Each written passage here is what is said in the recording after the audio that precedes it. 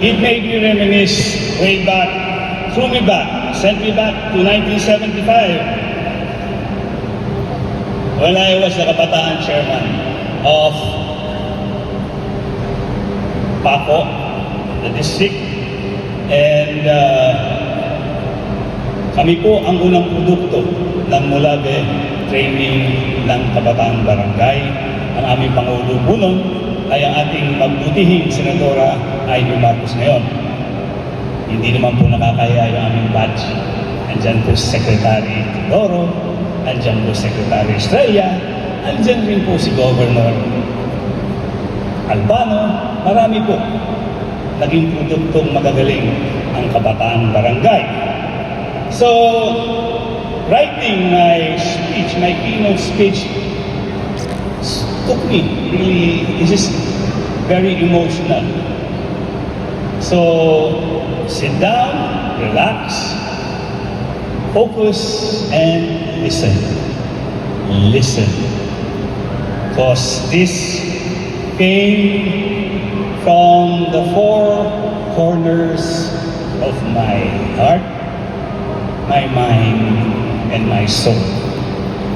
Good morning to our youth leaders, our SK officials, local youth development council leaders, student leaders, mentors, partners in youth development, and to every young Ilocano gathered here today.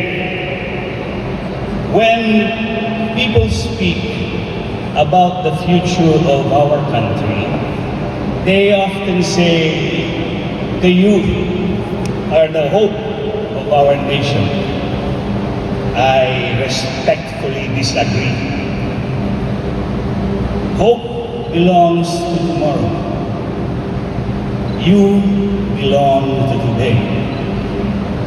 You are not simply the generation that will inherit the Philippines. You are the generation already shaping it. Every decision you make, every value you embrace, every responsibility you accept or refuse to accept helps determine what kind of country the Philippines will become. That is why leadership cannot wait. Leadership begins now. Not when you graduate, not when you earn a title, not when people recognize you. Leadership begins the moment you decide that the future, your community, matters more than your personal comfort. Today, many young people are growing up in a world that rewards attention more than character. A world where it is easy to criticize, but difficult to contribute. Easy to complain, but difficult to commit. Easy to chase opportunity or popularity, but difficult to pursue purpose. But nations are not built by spectators. Nations are built by citizens who are willing to carry responsibilities greater than themselves. The Philippines does not need another generation waiting for someone else to solve our problems. It needs builders. It needs problem solvers. It needs young men and women willing to do the hard work of nation building. Because the truth is simple. No foreign country will build the Philippines for us. No social media post will transform our communities. And no miracle will happen to solve the challenges we refuse to confront ourselves. The future we want, it must be earned. And every generation pays a price for the country it leaves behind. The question is, What price is our generation, your generation, willing to pay? Will you choose comfort or responsibility? Convenience or service? Popularity or principle? As Ilocanos, we have a word that captures the kind of leadership our nation needs today. Nakem. Kamuyunad lang deta nga word ako. Nakem. Nakem is more than intelligence, more than talent, more than achievement. Nakem is character. It is integrity when nobody is watching. It is courage when doing what is right comes at a cost. It is discipline when excuses would be easier. It is the inner compass that keeps a person grounded, faithful, and committed to something greater than oneself.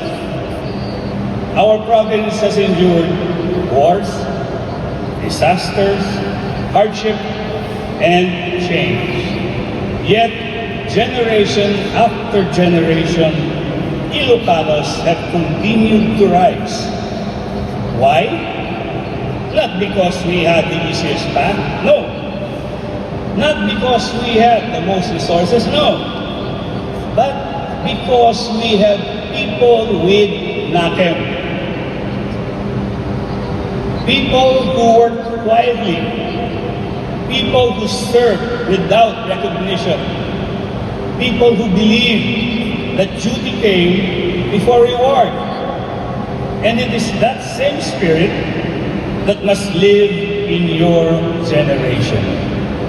Because in difficult times, talent may impress people, but it is character that sustains leaders. It is nakem that keeps a person standing when others surrender. And it is nakem that transforms ordinary citizens into patriots. My challenge to each of you today is very simple. Love the Philippines enough to serve it. Not only with your words, not only with your opinions, not only with your dreams, but with your work, with your sacrifice, with your courage. You will inherit a world filled with uncertainty, economic challenges, political division, technological disruption, environmental threats, but do not make the mistake of seeing yourselves as victims of circumstance. You are not the generation that history happens to. You are the generation history is waiting for.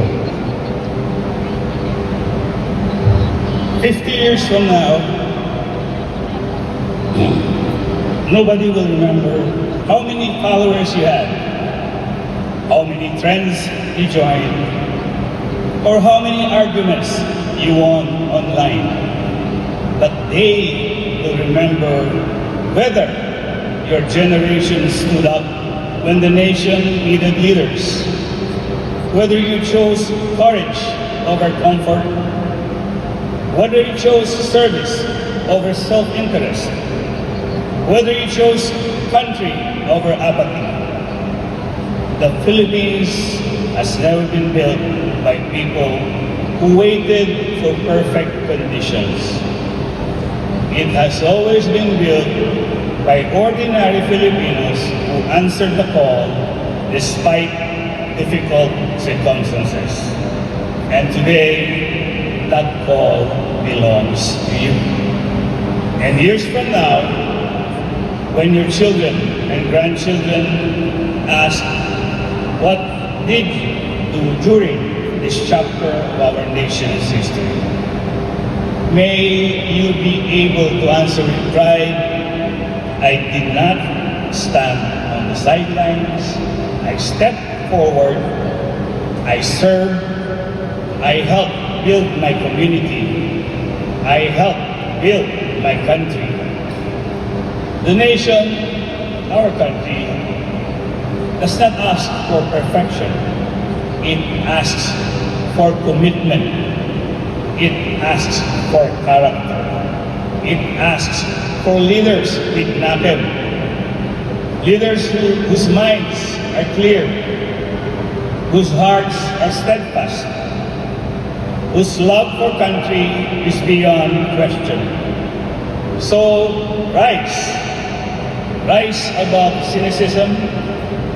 Rise above indifference. Rise above the belief that one person cannot make a difference.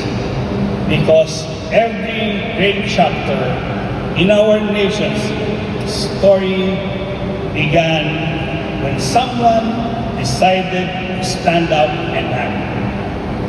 The future of the Philippines is not waiting somewhere ahead.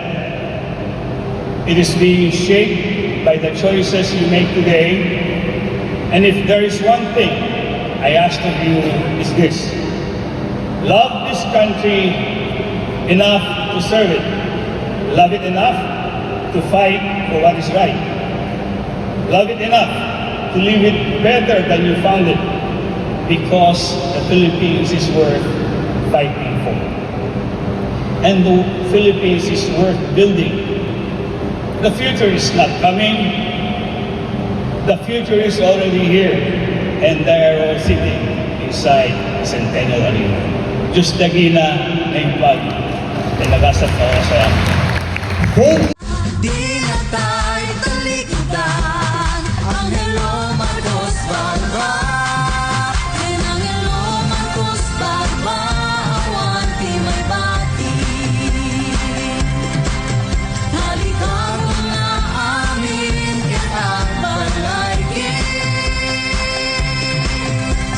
Di na tayo baybayan. Agbyag ti Ilocos Norte, agbyag ti Agserbi, tinalinteg, napudno, ken para iti amin.